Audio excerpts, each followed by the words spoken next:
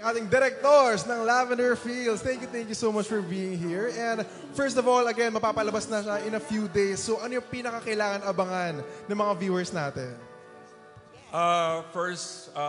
Good afternoon sa inyong lahat. Thank you for coming and thank you for joining us sa cinema screening ng Lavender Fields. Of course, maraming aabangan, di ba? Of course, nandyan ang Asia's Best Actress, si Jody Santamaria, the comeback of Jericho Rosales, who hasn't done a series in a long time. And pangatlo, si Janine in a different role, in a totally different, unexpected role. Plus, some of our best actors and actresses in Philippine television and cinema kasama sa Lavender Fields. Same with Direct Money, marami mga eksena na aabangan, especially yung fight between the two women. Kasi, di ba, sanay tayo na yung mga action scenes, ginagawa ng mga lalaki. Dito, till the end, till death, yung dalawang babae, si Jody at saka si Janine. So, yung mga action scenes nila. So, kung dati nakakita kayo ng mga magkaribal, the legal wife and Irida na nagsasampalan, dito hindi. They do mixed martial arts and boxing and ibang action forms. Sila abangan din natin, no? Very action. Siyempre, expert na rin siya. Nag-iisa ng Jericho Rosales. So makikita natin yan. But, of course, we also have some new gen stars entering this. How was the experience working with our iconic stars, mixed, of course, with our new gen stars? Well, I've worked with these young stars before when they were really young. In fact, I was just telling Miguel that the last time na nakasama ko siya sa red carpet, he was really this small. So, inaano siya sa akin. It's a very fulfilling experience because our senior actors, they share their wisdom and then they give advices to these young stars so that they'll be able to do really well in their scenes.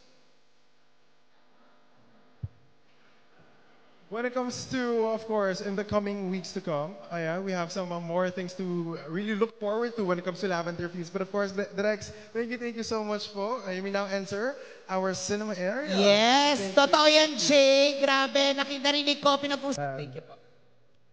Of course, for a while, natin mapalabas siya. How does it feel po na finally, sa September 2, mapapakita na natin siya sa mga Pilipino? Yung excitement ko, kasing level nung excitement tonight, di ba? Pero from week 1, napapapanood ngayon, pataas ng pataas pa yan. Yes, and gusto naman natin, very thrilling ang mangyayari, of course, for Lavender Fields. If you will think of like 2 words to describe, like the whole experience for the people, what would it be?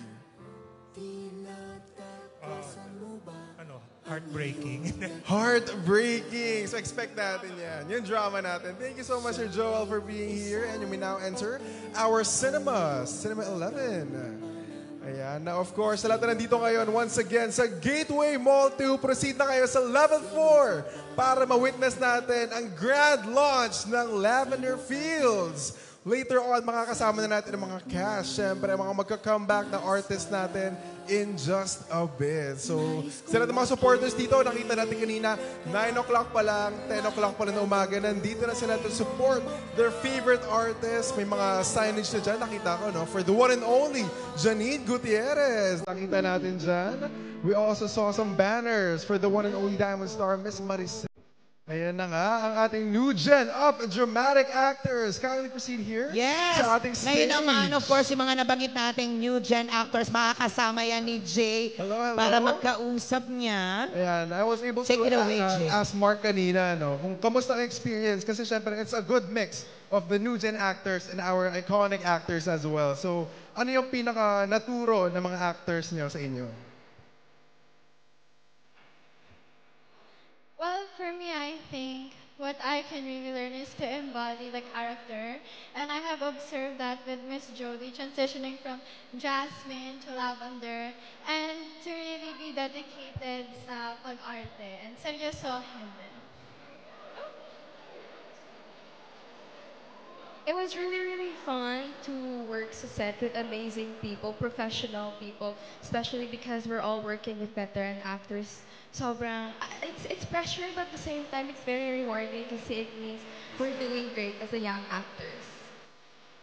Alright, thank you so much. Ang galing, no? Kasi sila na rin syempre ang talaga namang papasok sa lahat ng mga teleseries natin in the coming years and years to come. And it's definitely an honor working with these veteran actors as well. So thank you so much. And of course, congratulations for this amazing project. We now proceed to our cinema area in just a bit. And antayin na natin ang other cast pa natin as well. So thank you. Yeah, we now proceed to our cinema area. And quick photo muna rin tayo.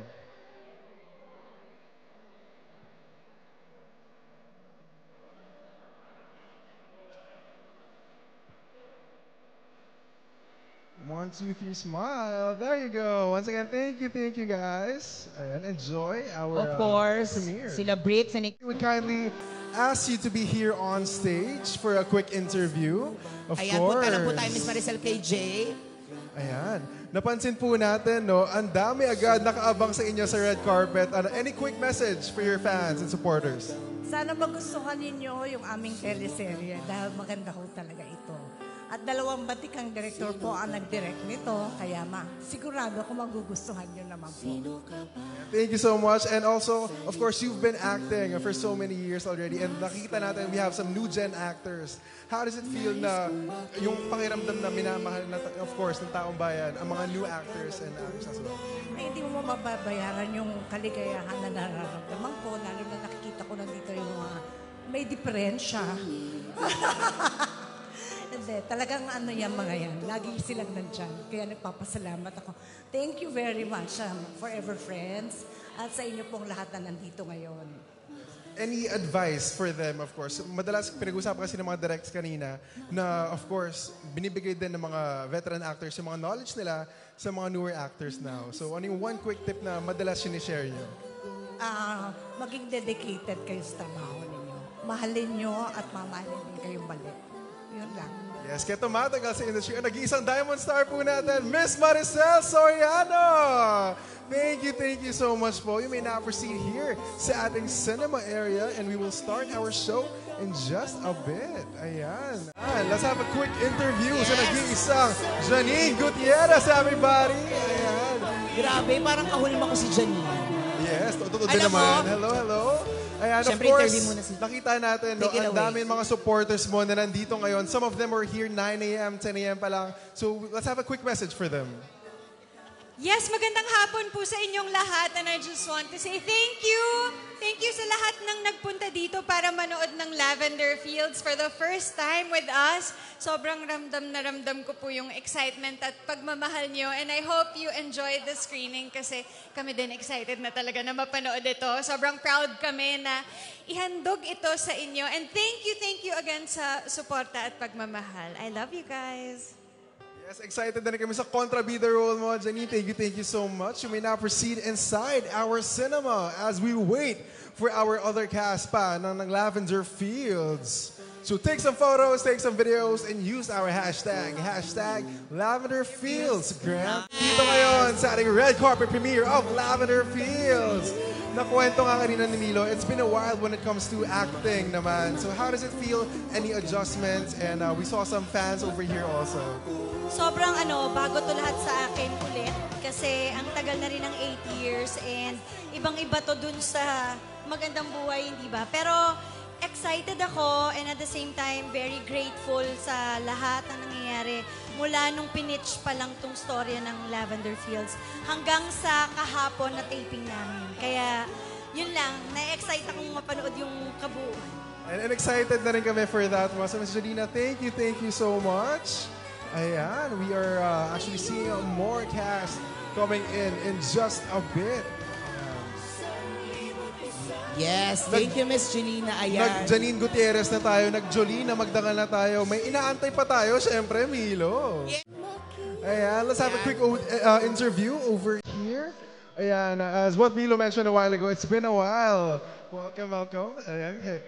Kamusta ang pakiramdam na finally, in just a few more days, mapapanood ng lahat ng Pilipino ang inyong teleseryeng Lavender Fields? I'm very excited to be here. I'm kind of nervous kasi manonood kami sa big screen, but so grateful for ABS and Dreamscape and everyone I've worked with. sa show na to. Thank you. This is an exciting day. Thanks for being here, everybody. Hey! Sabi nila direct, no? Action-filled ang ating teleserye. Of course, action sanay ka na rin. Pero may mga adjustments ka mo bang napansin when it comes to this teleserye? Yeah. There's always a lot of like new things to learn, which I love.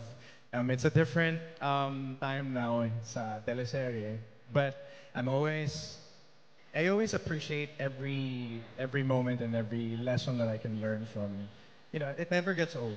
Acting is like my forever love. So, I love it. I love it. Ako yung pinakamasaya palagi sa set. Feeling ko.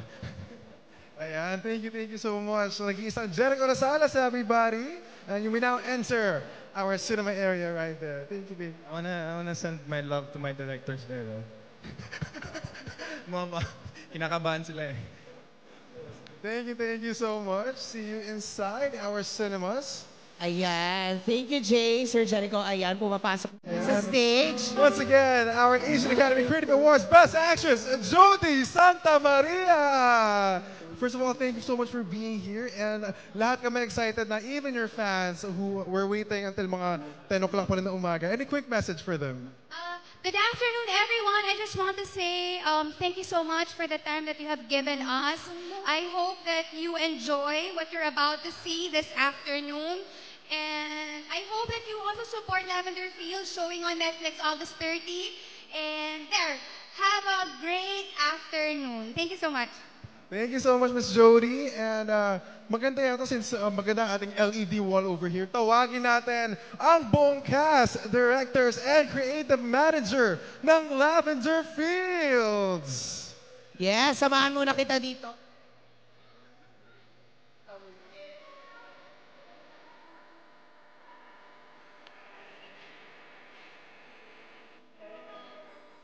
Inside the cinema, lalabas tayo sa group.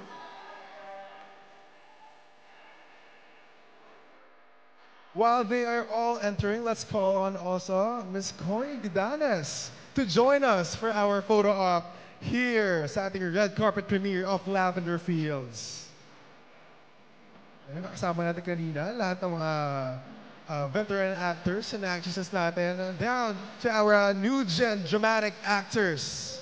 Tawagin na natin sila. Available to sa September 2. Yes, nabanggit na nga ni Jay, mapapanood na nga yan Lavender Fields sa September 2 na yan pagkatapos ng FPJ's Batang Quiapo. Again, we are calling all the cast, directors, creative manager, and Ms. Coy Gudanes. We're having a quick photo op here.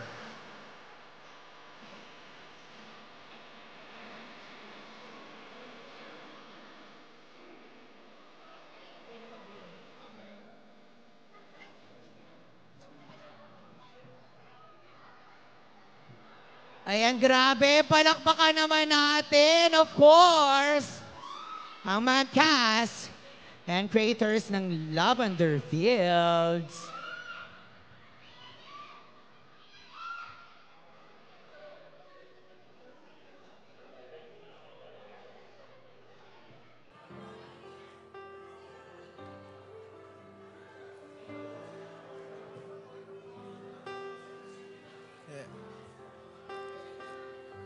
Ayan, we see a lot of cameras nandito ngayon as they're setting up our group photo. Lahat ng cast. Semicircle lang po tayo for photo op.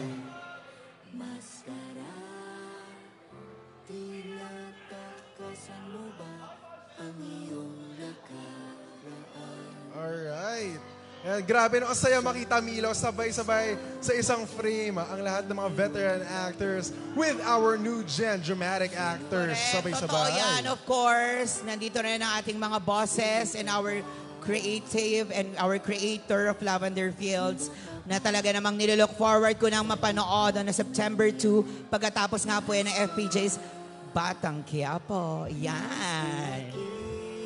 Again, ayan, after photo op, proceed na po tayo sa Cinema 11. Kaya naman Milo and Jay, pasok na tayo ngayon. Back to you, Milo and Jay. We love you! Ayan. Yes, grabe! Ayan, kita natin pumapasok na ang